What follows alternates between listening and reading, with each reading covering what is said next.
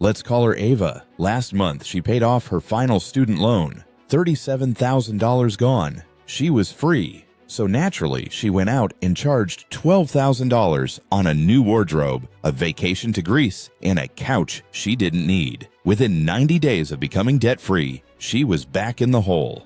This isn't stupidity. This is revenge spending, and it's bankrupting an entire generation of Americans who finally escaped scarcity only to drown themselves in what I call the rebound debt trap. I'm Alex Mercer, and today we're dissecting a financial crisis nobody's talking about. The revenge spending epidemic, where years of deprivation don't teach us discipline, they create a ticking time bomb of pent-up desire that explodes the moment we get breathing room. We're going to break down exactly why this happens, the 3 psychological stages that trap you in the scarcity-splurge cycle, and the 5 specific interventions that can rewire your brain before you sabotage the financial progress you worked so hard to achieve. Because here's the truth, getting out of debt is hard, staying out is harder, and most people never figure out why.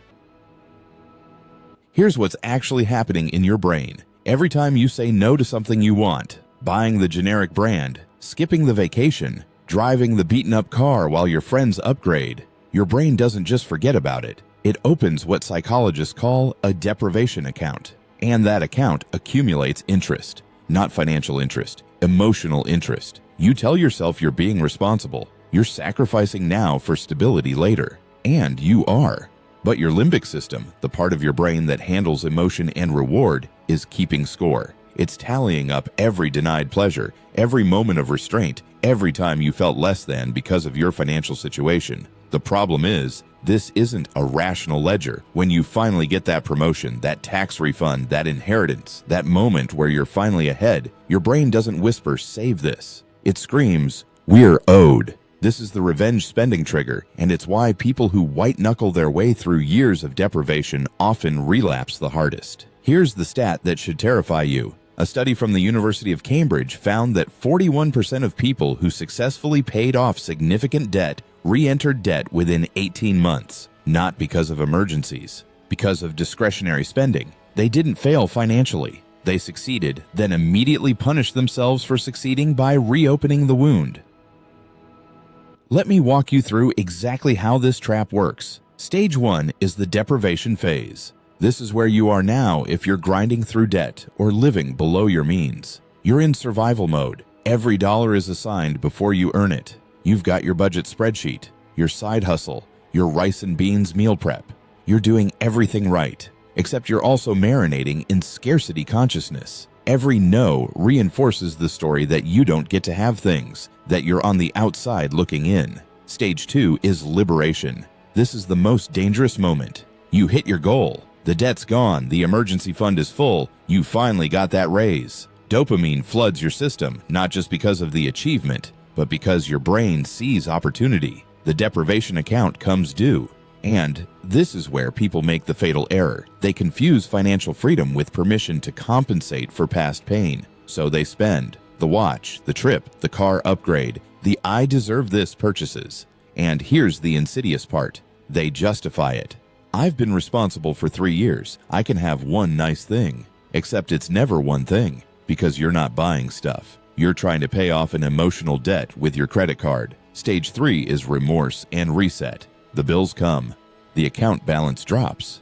The shame kicks in. You feel stupid, weak, like you wasted your second chance. So what do? You punish yourself. You swing back to extreme deprivation. Rice and beans again. No fun money. Monk mode. And the cycle starts over, except now it's worse because you've proven to yourself that you can't be trusted. The deprivation account starts accumulating interest again, only now it's compounding with shame. Now here's the part that nobody wants to hear. This isn't just about money, it's about identity. When you spend years defining yourself as someone who can't afford things, someone who has to sacrifice, someone who's behind, that identity doesn't evaporate when your bank balance changes. This is the scarcity identity, and it's incredibly sticky. You know what's wild? Research shows that people who grew up in poverty or experienced significant financial trauma show the same spending patterns as addiction recovery patients. Both groups have dysregulated reward systems. Both swing between deprivation and excess. Both struggle with the concept of moderation because their brains literally didn't develop the neural pathways for enough. Think about it. If you never had enough, how would you know when to stop once you finally do? There's no internal thermostat. You either feel deprived or you're compensating for deprivation. The middle ground, the place where you can spend appropriately without guilt or compulsion, that's neurologically foreign territory. This is why people who came from nothing and made it big often go broke. Lottery winners, athletes, entertainers. It's not financial illiteracy. It's that they're trying to close a deprivation account that can never be satisfied with purchases. You cannot buy your way out of scarcity identity. You can only heal it. So how do you actually break this? First, separate the emotional account from the financial one. Before you make any significant purchase after a period of deprivation, you need to ask yourself, am I buying this thing, or am I trying to buy back time when I felt less than? If it's the latter, don't buy it. That wound doesn't close with money. Second, build a dignity budget. This is the thing financial advisors won't tell you because they're too focused on optimization. You need a spending category that exists purely to make you feel human, not as a reward for deprivation, but as a regular acknowledgement that you matter now. Maybe it's $50 a month, maybe it's $200. The amount doesn't matter. What matters is permission to have something without earning it through suffering first. Third, practice small abundance. Instead of swinging from nothing to everything, you need to recalibrate your nervous system to recognize enough. Buy the nice coffee sometimes. Get the better seat on the flight. Upgrade one small thing in your life, not as a splurge, as a data point that teaches your brain abundance isn't an emergency that requires binging before it disappears. Fourth, delay between desire and purchase by 72 hours minimum for anything over $200. This isn't about discipline. It's about letting your prefrontal cortex catch up to your limbic system. The revenge spending impulse is immediate. It feels urgent. But if you wait 3 days and you still want it for reasons beyond compensation, then maybe it's actually aligned.